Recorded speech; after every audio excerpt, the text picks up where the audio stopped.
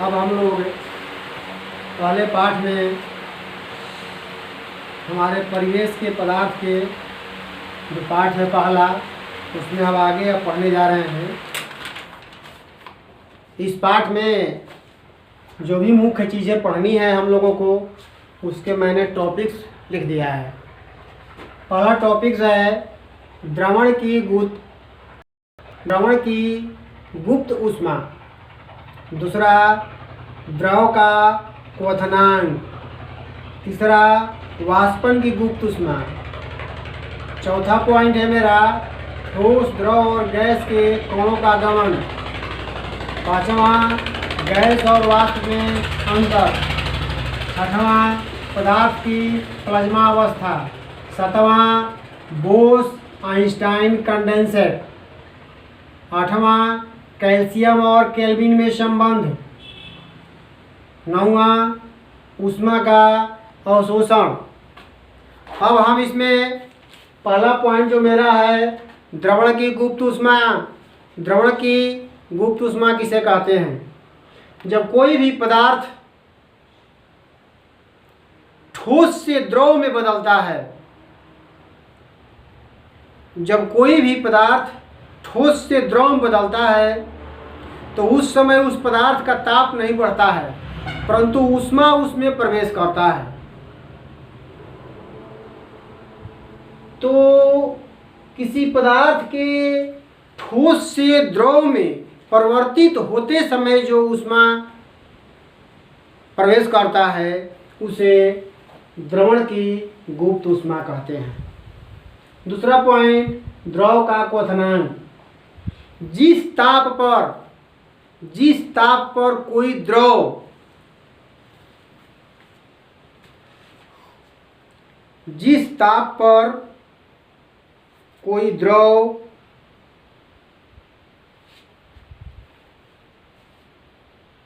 जिस ताप पर कोई द्रव गैस में या वाष्प में परिवर्तित होता है तो उस ताप को उस पदार्थ का द्रवणांक कहते हैं।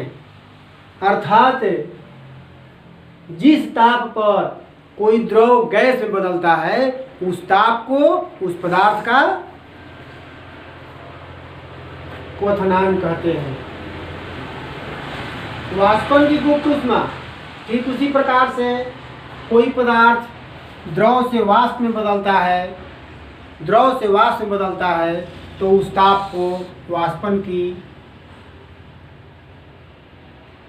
गुप्त ऊष्मा,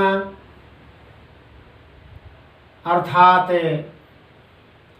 द्रव से वाष्प में बदलते वक्त जो ऊष्मा उसमें प्रवेश करता है, उस ऊष्मा को वाष्पन की ऊष्मा कहते हैं।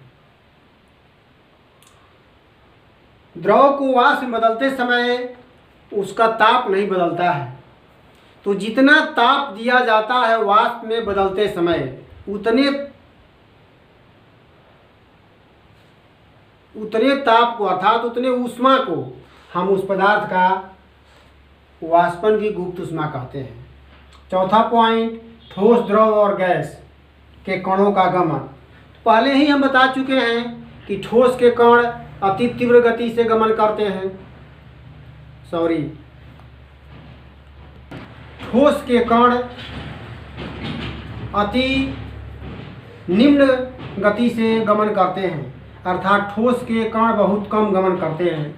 द्रव का जो कण होते हैं, वो द्रव के कण ठोस की अपेक्षा तेज गति से गमन करते हैं, जबकि गैस के कण अत्यधिक तीव्र गति से गमन करते हैं।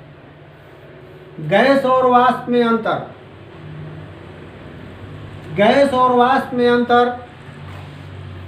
और वाष्प में कोई विशेष अंतर नहीं है, दोनों एक ही चीज है। सिर्फ समझ में यही होना चाहिए कि जो पदार्थ कमरा के ताप पर द्रव अवस्था में है, वो यदि गैस में बदलता है तो उसी को वाष्प कहते हैं, जैसे पानी। जबकि जो पदार्थ कमरा के ताप पर गैस अवस्था में रहता है उसे हम गैस कहते हैं, जैसे हाइड्रोजन, ऑक्सीजन इत्यादि। अब अगला पॉइंट है पदार्थ की प्लाज्मा अवस्था। बहुत ही ये नया विषय है पदार्थ की प्लाज्मा अवस्था। मैंने पहले बताया था कि पदार्थ के 3 ही अवस्था होते हैं, परंतु आज के वैज्ञानिकों ने पदार्थ के इस चौथी अवस्था को भी खोज